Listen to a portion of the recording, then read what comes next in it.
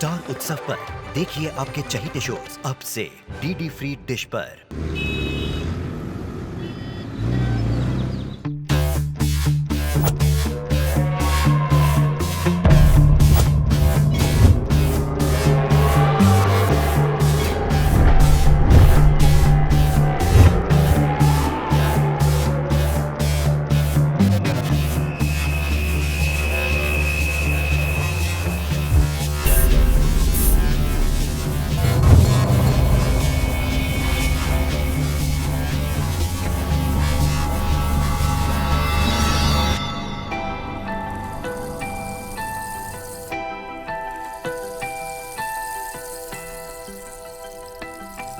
Hello, ma'am.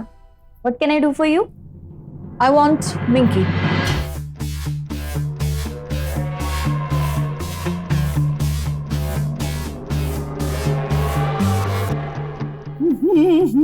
OMG!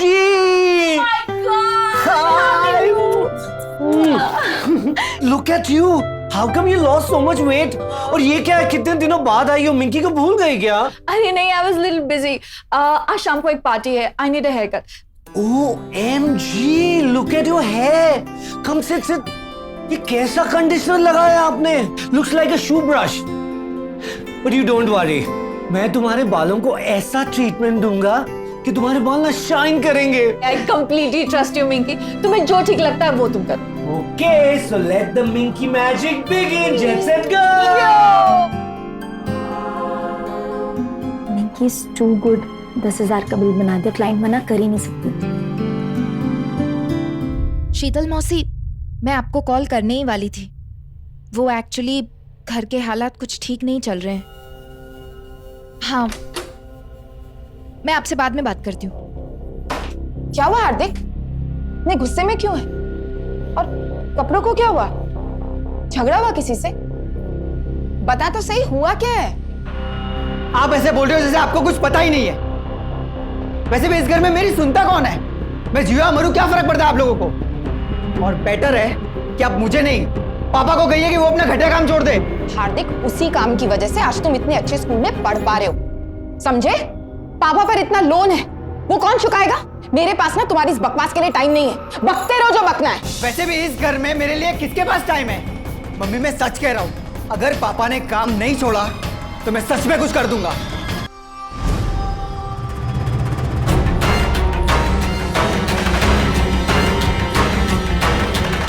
हार्दिक, हार्दिक, हार्दिक बेटा, मेरी बात सुनो हार्दिक।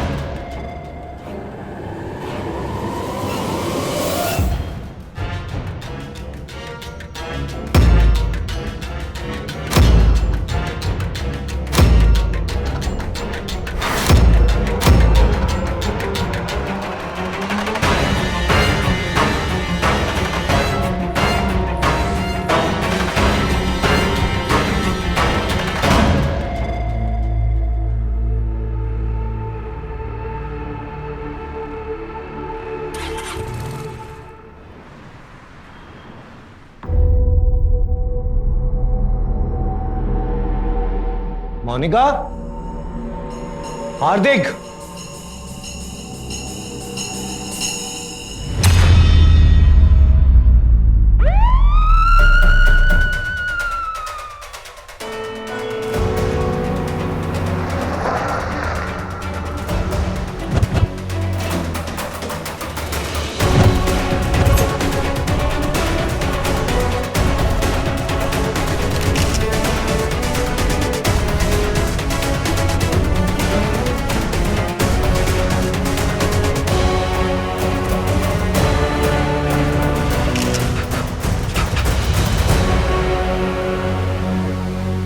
पोस्ट एंट्री नहीं है। इसका मतलब घर में कोई पहचान वाला ही आया था।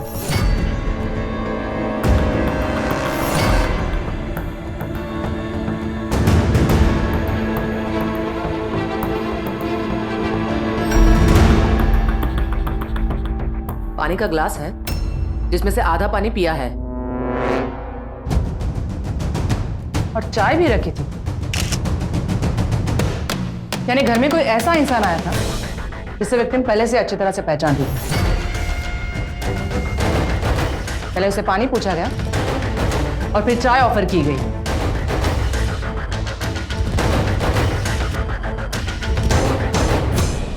फिर उस इंसान ने विक्टिम को मार दिया और घसीट कर किचन तक ले गया। घर में कौन कौन है? विक्टिम मोनिका, इसका पति मानिक और इनका 16 साल का बेटा हार्दिक, जो शाम से गायब है। गायब? जी, ये देखिए मैम, इसका फोन भी स्विच ऑफ है।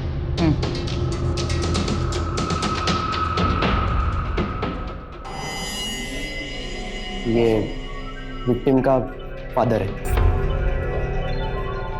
ये तो नहीं पता कि ये सब किसने किया। मेरी बेटी की जान ले ली। पर मैडम, मुझे सबसे ज्यादा चिंता मेरी नाती हार्दिक की है। वो गायब है और उसका फोन बंद है। ये तो समझ में कुछ नहीं आ रहा है। आपको किसी पे शक है?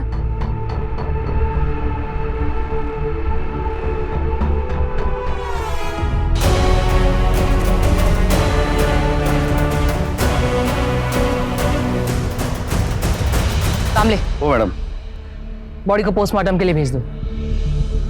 मुकुल, इन दो इंसिडेंट्स में क्या कनेक्शन हो सकता है?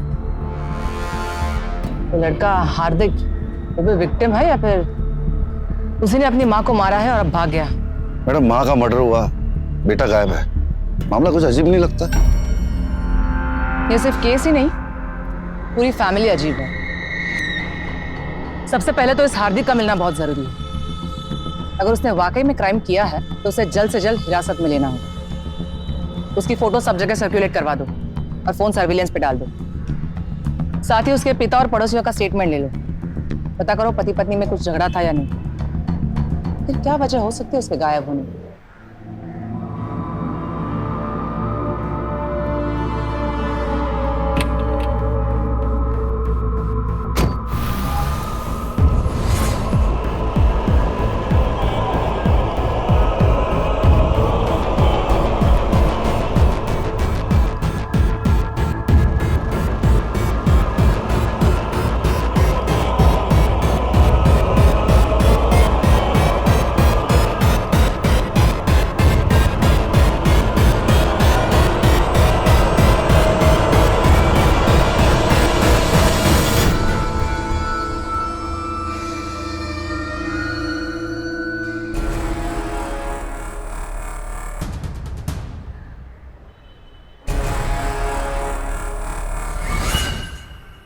मैडम, मानिक के घर से दूर एक सीसीटीवी लगा है जिसमें हार्दिक नजर आया। अच्छा,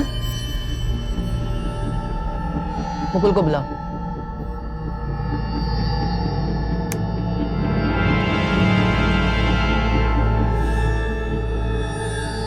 मैम, ये ऐसे चुप चुप के कहाँ जा रहा है? ऐसा डरा हुआ है जैसे इसी ने खून किया हो सकता है किसी परेशानी में हो या फिर खूनी। मैडम, हार्दिक के पास मोटिव क्या हो सकता है? एक बार हाथ आ जाए फिर मोटिव भी पता चल जाएगा।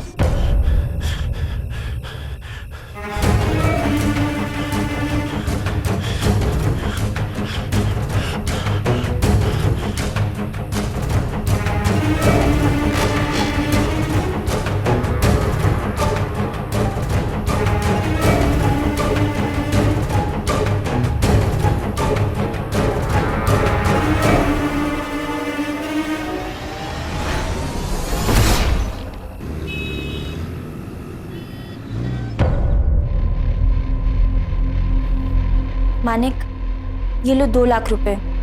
अभी इतने ही पैसों का इंतजाम हो पाया है।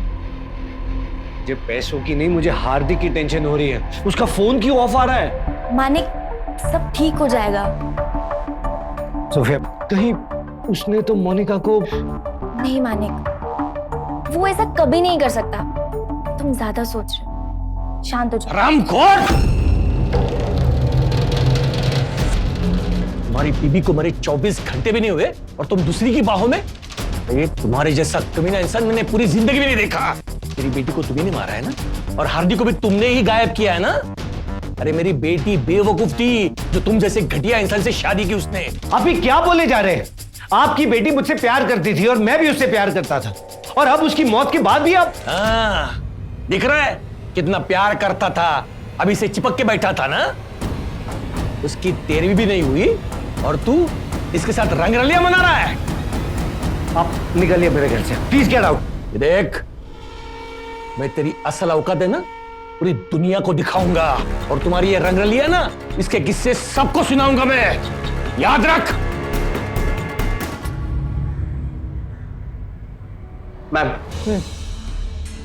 मैम ये मानिक के बारे में कुछ इन्फॉर्मेशन निकालिए। ये मानिक मिंकी नाम का एक यूनिसेक्स हेयर सैलून चलाता है और वहां पर वो हेयर स्टाइलिस्ट का भी काम करता है और सारे क्लाइंट्स उसे मिंकी के नाम से जानते हैं मैम।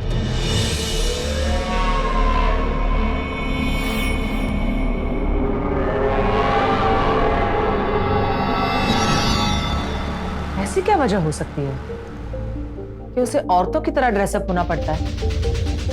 ये बात तो पता नहीं मैम, लेकिन उसके सैलून में जो फीमेल क्लाइंट्स आती है ना, उनमें वो बड़ा फेमस है, काफी बड़ी डिमांड है उसकी। मैम हो सकता है इसी बात का मर्डर के साथ कोई कनेक्शन हो, या इस बात को लेकर घर पर कोई टेंशन चल रही हो। लेकिन मैडम मैंने उनके आस पड़ोस वालों से पूछताछ की, वो लोग तो कुछ अलग ही स्टोरी बोलते हैं। साहब मोनिका और मानिक एक दूसरे की जान थे, बहुत प्यार करते थे एक दूसरे को। मैंने आज तक कभी उनको ना लड़ते हुए देखा न सुना, पर हाँ उनके बेटे हार्दिक का व्यवहार पिछले कुछ दिनों से चेंज हो गया था, और कुछ दिन पहले तो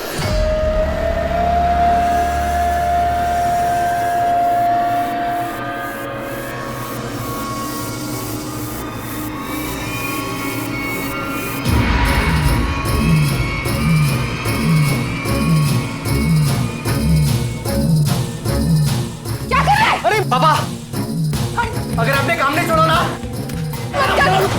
क्या कर रहे हैं तू? पागल हो गए? चल अंदर।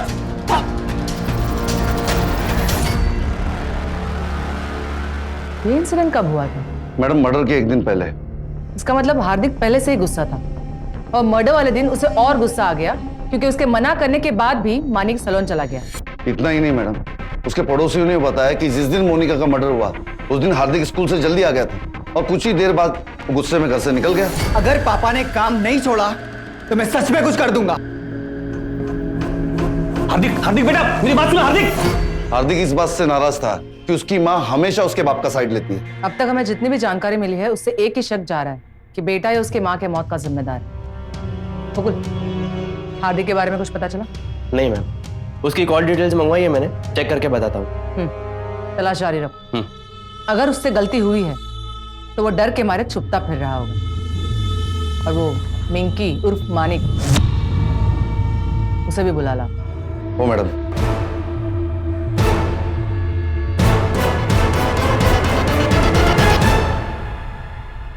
जी मैडम, मैं जी रहा था एक दोहरी जिंदगी, पर ये सब कुछ मैं अपने फैमिली के लिए कर रहा था।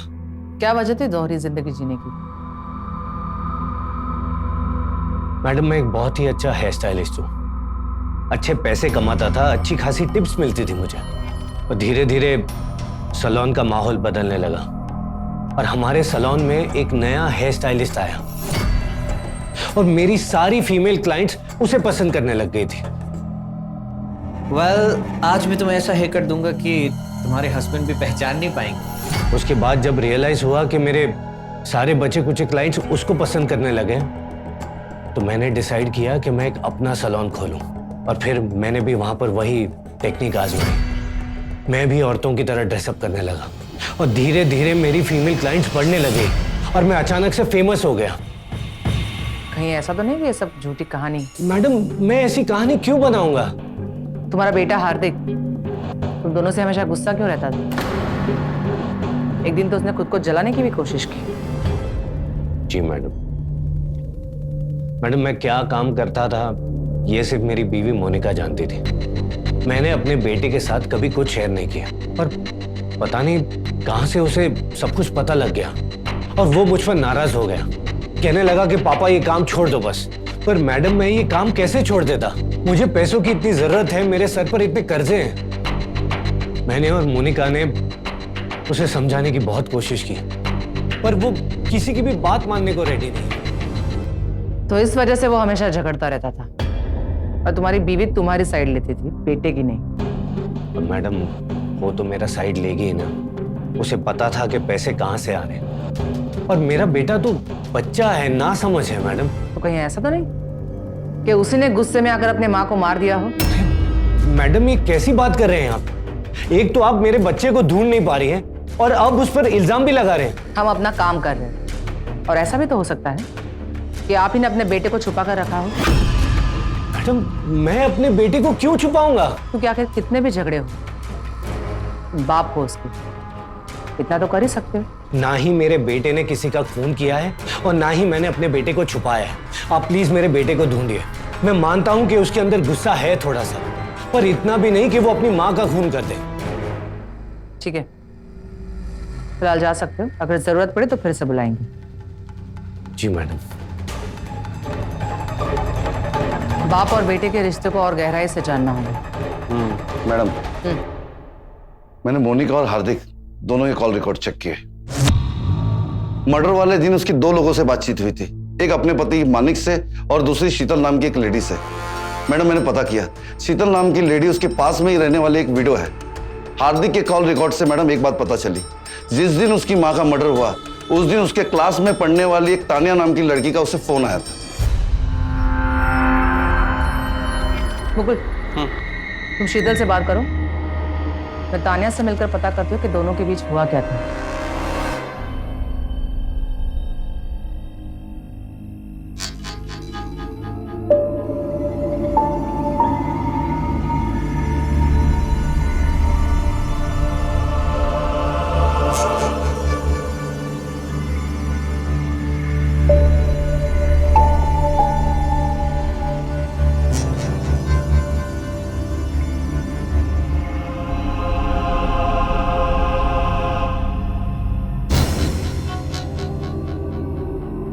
पानी,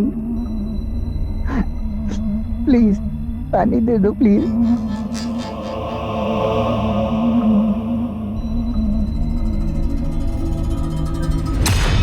जिस दिन मोनिका का मर्डर हुआ था उस दिन आपकी मोनिका से बात हुई थी, क्या आप बता सकती हो एग्जैक्टली क्या बात हुई थी?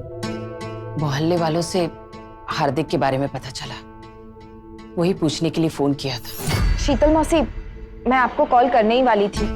वो एक्चुअली घर के हालात कुछ ठीक नहीं चल रहे हैं। मैं आपसे बाद में बात करती हूँ। लेकिन ठीक से बात नहीं हो पाई और उसने फोन काट दिया।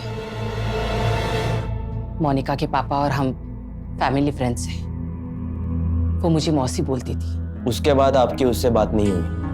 नहीं, उसके बाद तो मोनिका की मौत की खबर सुनी मैंने। हार्दिक के बारे में कुछ पता चला?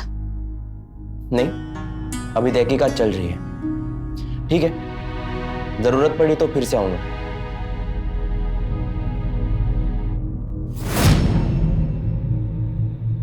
ये सर पे चोट कैसी? हार्दिक, उसने पत्थर मार दिया था। क्यों?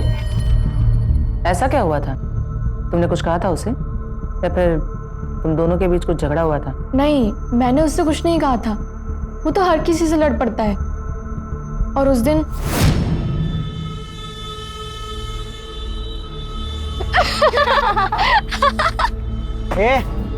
हंस क्यों रही है? तू जाना अपने रास्ते।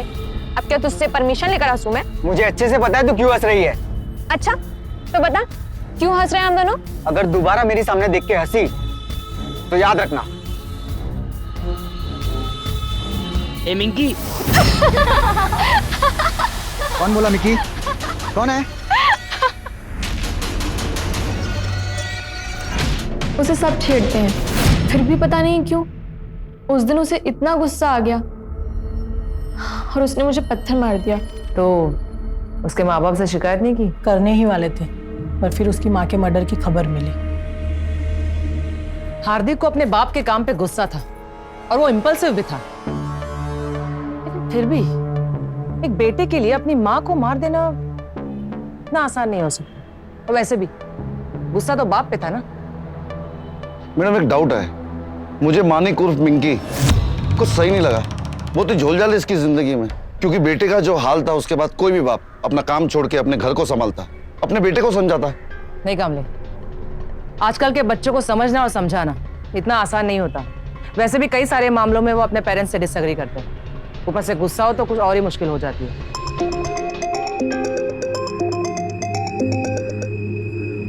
हाँ मुकुल, मैम शीतल से बात की मैंने, कुछ खास सस्पिशियस नहीं लगा। लेकिन उसकी मोनिका से बात हुई थी और वो भी मर्डर वाले दिन। उसे क्लीन नहीं छोड़ सकते। एक काम करो, उसके बारे में सारे डिटेल्स पता करो। ठीक है मैम। मैडम, मानिक का ससुर कैसा आया है?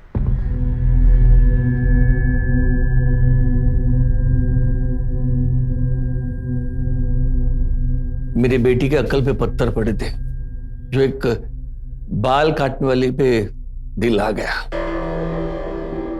शौक तो उसे शुरू से ही था, सजने संवरने का, पार्लर में जाने का, लेकिन किसे पता था कि उसी लड़के के साथ वो घर बसाएंगे। अब जब वो मेरा दामाद बनी गया था तो मैंने उसे समझाया कि मेरे धंधे में मेरा हाथ बटा है, मेरे बाद में मालिक तो वही बनने वाला था, लेकिन उसे तो बाल काटने का शौक था। अरे पापा, लेकिन मानिक के काम में आखिर बुराई ही क्या है? जमाना बदल गया है, आजकल अच्छे घरों के लड़के लड़कियां सैलून आते हैं। मैं जो बोल रहा हूं तुम दोनों समझ रहे हो क्या? अरे मेरे मरने के बाद मेरा पूरा धंधा तुम्हारा ही तो है, तो अभी से कुछ सीख लोगे तो क्या बुरा है? पापा आप नहीं समझ रहे, पता है आपको मानिक कितने फेमस हेयर स्टाइलिस्ट हैं? इनके अपॉइंटमेंट के लिए लोग बकायदा वेट करते हैं, और अभी अभी तो सैलून अच्छा चलने लगा है, और आप कह रहे हैं ये काम छोड़ दें? अरे वो धंधा क्या धंधा है? और हेयर स्टाइलिस्ट बोलने से क्या इज्जत बढ़ जाएगी? काम तो बाल काटने का ही ना। वही तो मैं आपको समझाने की कोशिश कर रही हूँ पापा। और वैसे भी आजकल लोग ऑनलाइन टिकट्स कराते हैं, तो आपकी ट्रैवल एजेंसी का तो मार्केट वैसे भी कम हो रहा है। अरे तुम्हारी तो मत मारी गई है। पापा बस, आप चाहे मेरे काम से खुश हो या ना हो, मैं बहुत खुश हूं। याद रखना, तुम दोनों पछताओगे, बहुत पछताओगे। पता नहीं मेरी बेटी पे क्या जादू किया था उसने, मेरी बात मानने के लिए राजी नहीं होती थी वो। आखिरी बार कब बात हुई थी आपकी बेटी से? उसी दिन जिस दिन उसका खून हुआ था। हार्दिक, हार्दिक बेटा मेरी बात सुना। हार्दिक, दिख नहीं रहा कितना गुस्सा है तुम्हारा बेटा? अभी तो अकल से काम ले, समझा अपने पति को। क्या समझाऊं मैं? कौन सा गलत काम कर रहे हैं वो? आप प्लीज हार्दिक को भड़काना बंद कर दीजिए। अरे मैं क्यों भड़काऊंगा अपने नाती को? क्योंकि आप अभी भी इस बात से नाराज है कि मानिक सैलून में काम कर रहे हैं। आप प्लीज हमारे घर में दखल अंदाजी मत दीजिए, अपने बेटे को मैं संभाल लूंगी। कितने बजे की बात है? 11 या 12 बजे थे। कहीं ऐसा तो नहीं कि उसने आपकी बात नहीं मानी तो गुस्से में आके आप ही ने उसकी जान ले ली? ये आप क्या बोल रही है? मैं अपनी बेटी को क्यों मारूंगा? क्यों नहीं, वो दोनों एक दूसरे के साथ खुश थे ना, लेकिन आप इस बात को लेकर ना खुश थे, फिर आपने हार्दिक को भड़काया और घर में कलह पैदा कर दिया। मैडम, आखिर वो मेरी बेटी थी, उसका भला बुरा सोचना मेरा फर्ज था। अच्छा, लेकिन वो तो अपने पति के साथ खुश थी ना? हाँ। अब सर झुकाने से क्या फायदा? जो होना था वो तो हो चुका,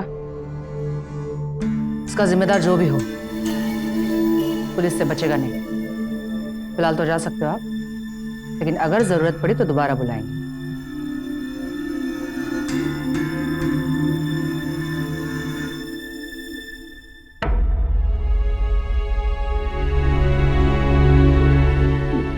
मैंने मोनिका का कभी बुरा नहीं चाहा था, बेटी तो अब रही नहीं, मगर उसका बेटा है, उसकी चिंता है। मेरे बेटी को मरे 24 घंटे भी नहीं हुए, मेरा दामाद मानिक ने फिर उस सलोन वाली के साथ रंगरलिया शुरू कर दिया। किसकी बात कर रहे हैं आप? वही सोफिया, उसी के सैलून में काम करती है।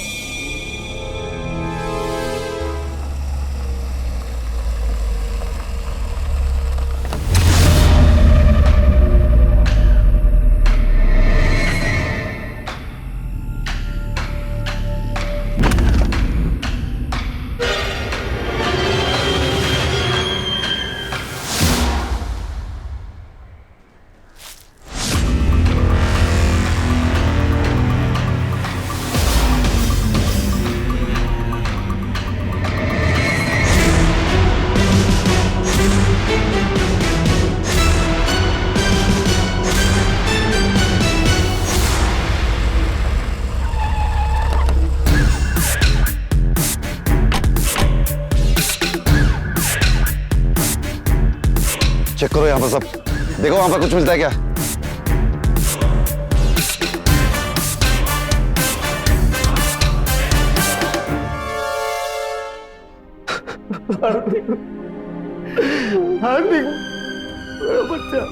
घटिया इंसान, हाथ मत लगा। तूने मेरे बेटे को मार डाला, मेरे नाती की जान ले ली। इतना नीच कमीना इंसान है तू। जिंदा नहीं छोड़ूंगा, मार डालूंगा।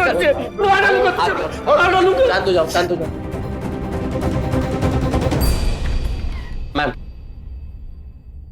मैम, मोनिका के पोस्टमार्टम रिपोर्ट्स के हिसाब से मर्डर करने के लिए किसी शार्प ऑब्जेक्ट का इस्तेमाल किया गया है, शायद चाकू। मर्डर दोपहर 2 से 3 के बीच में हुआ है। एक और बात है मैम, मोनिका के घर पर जो ग्लास मिला था उस पर कुछ फेडेड फिंगरप्रिंट्स मिली है। मतलब मोनिका और मर्डरर दोनों के मिक्स्ड फिंगरप्रिंट्स है वो। मोनिका और हार्दिक दोनों का खून 3 दिन के अंदर हुआ है, लेकिन तरीका बहुत ही अलग है।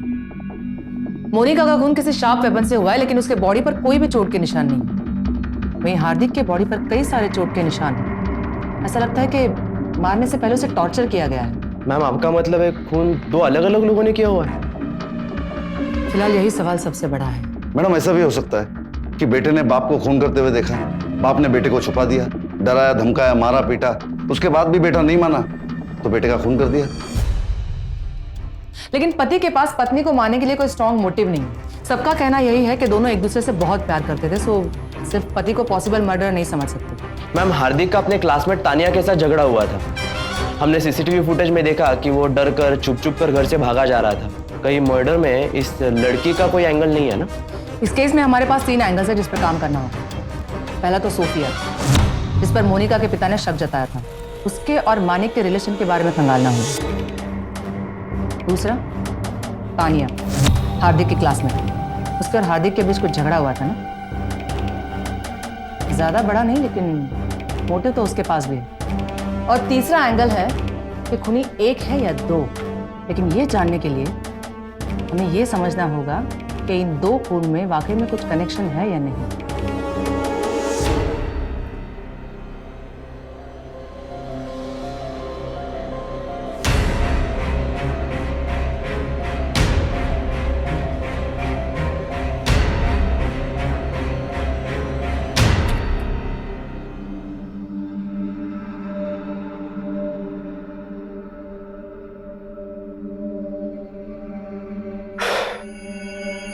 सोफिया प्लीज, तुम इस तरह से ना घर पर मत आया करो।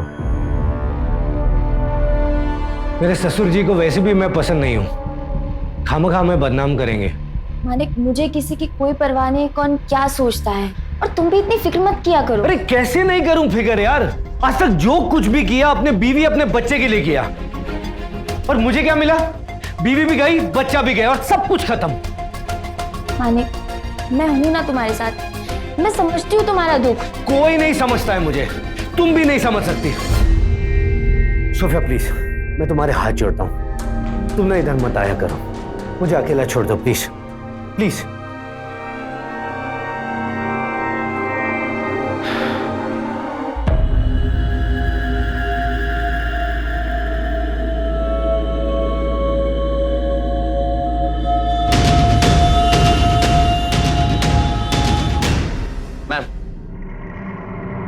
मैम, ये सोफिया वाला एंगल चेक किया मैंने, वो डिवोर्सी है, पिछले 1 साल से मानिक के हेयर सैलून में काम कर रही है, और पिछले कुछ दिनों से उनका मिलना जुलना काफी बढ़ गया है मैम।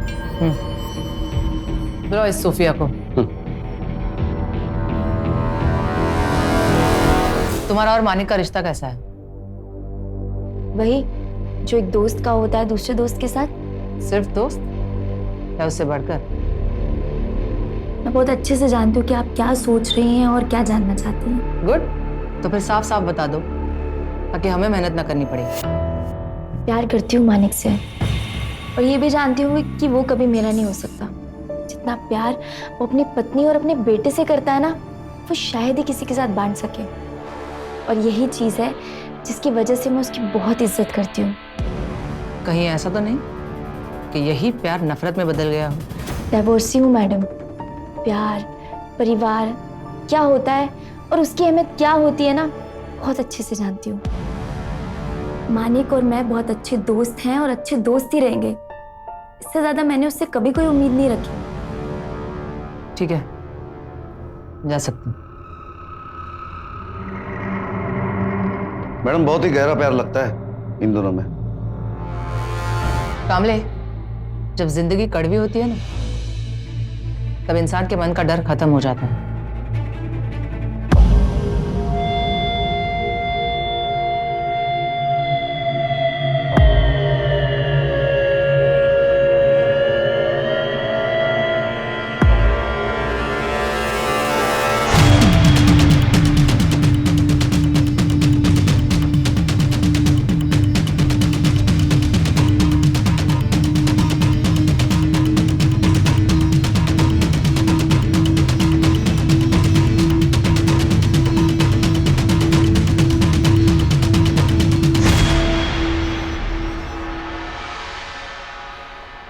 मैम, तानिया के कॉल रिकॉर्ड्स निकाले मैंने।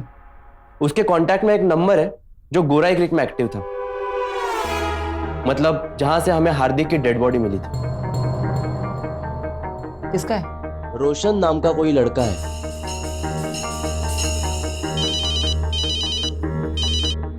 हाँ बोला तावड़े। मैम, तानिया ने अभी किसी गायनेकोलॉजिस्ट को विजिट किया है। क्या? लेकिन उसे तो सर पर चोट लगी है ना, तो फिर गायनेकोलॉजिस्ट के पास क्यों गई थी? कामले, ओ मैडम, रोशन के बारे में पता करो, उसे थाने लेकर आओ। तब तक मैं और मुकुल इस डॉक्टर के चक्कर के बारे में पता करूंगा।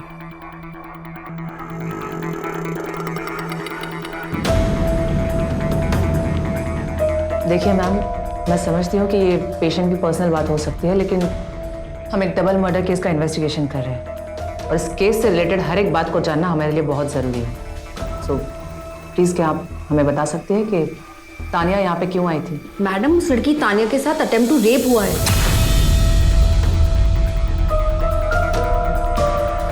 तो उन्होंने पुलिस कंप्लेंट नहीं की? दरअसल वो लोग बदनामी नहीं चाहते थे और लड़की बड़ी ही नासमझ है, उसके साथ कुछ हुआ ही नहीं, फिर भी उसने डर की वजह से कॉन्ट्रासेप्टिव पिल खा ली और इसी डर की वजह से उसकी माँ अपनी बेटी का चेकअप कराने के लिए आई।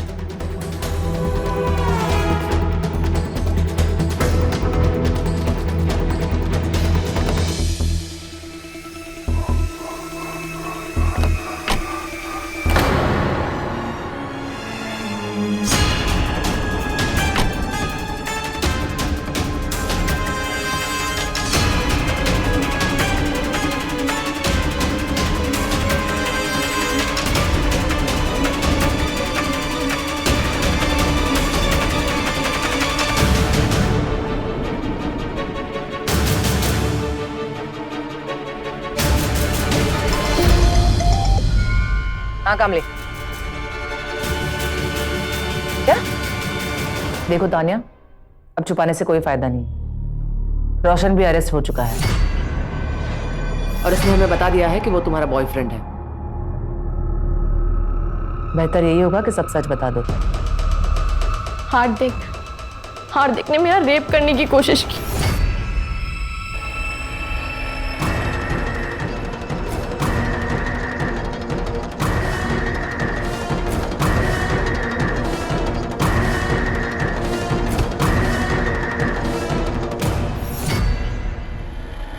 मुझे तानिया ने सब सच बता दिया, पर हम लोग जब उसके घर गए वो घर पर नहीं था।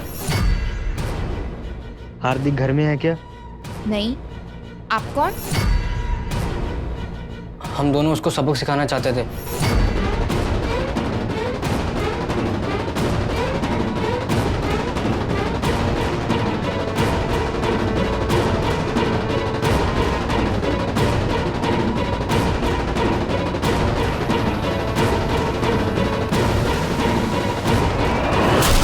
और हम दोनों को जब उसकी मम्मी की डेथ के बारे में पता चला, फिर हम उसको फ्री करने गए और वहां जाकर देखा तो वो पहले से मरा हुआ था। फिर हम दोनों ने उसकी डेड बॉडी को बुराई ग्रीक के जंगल में फेंक दिया। तुम दोनों ने उसके माँ को क्यों मारा? हाँ, हम दोनों ने नहीं मारा। तुमने कहा तुम घर गए थे, कितने बजे? यही कोई 2 बजे के आसपास। कोई और था वहां पर?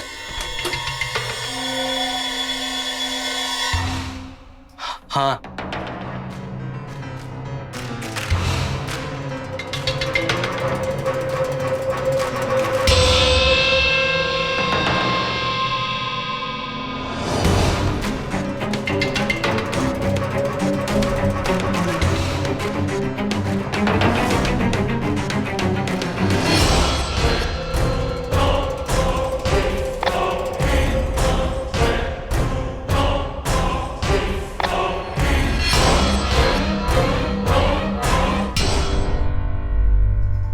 एक ही बेटी थी मेरी,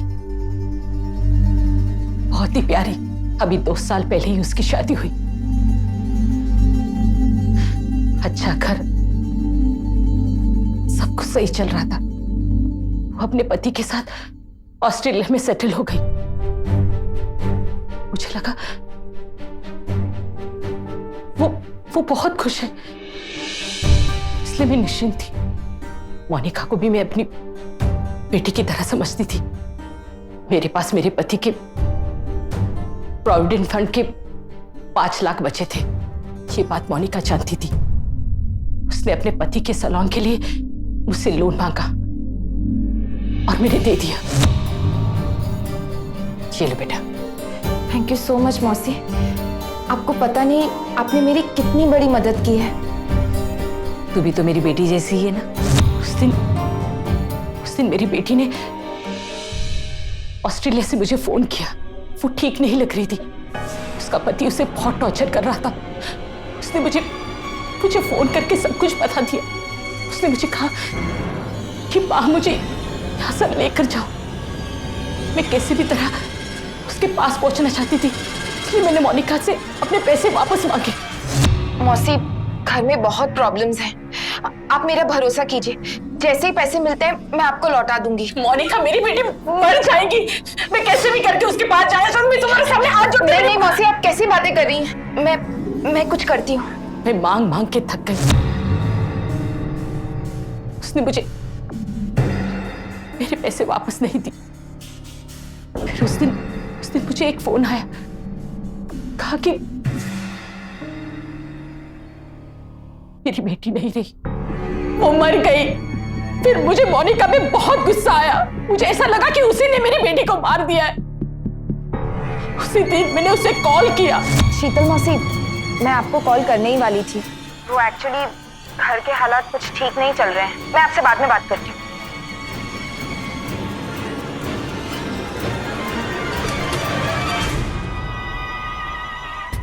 सो सॉरी, मैं आपको कॉल बैक करने ही वाली थी, लेकिन घर में इतना तूफान मचा हुआ था, मैं भूल ही गई। बैठिए, मैं पानी लाती हूँ।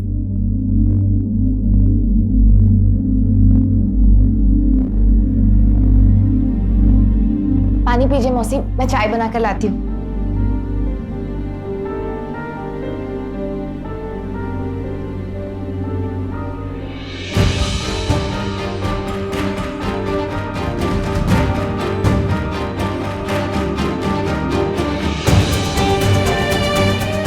उसके साथ बहुत गलत किया। उस दिन से मैं अपने आप को बहुत कोस रही हूँ। मेरी बेटी के पति ने मेरी बेटी के साथ जो किया, मेरे दामाद में और मुझ में क्या अंतर रहा। मैंने सोचा कि मैं जाके मालिक को सब सच सच बता दूं। आप निकलिए मेरे घर से। मैं उसके घर भी गई थी, लेकिन हिम्मत नहीं हुई।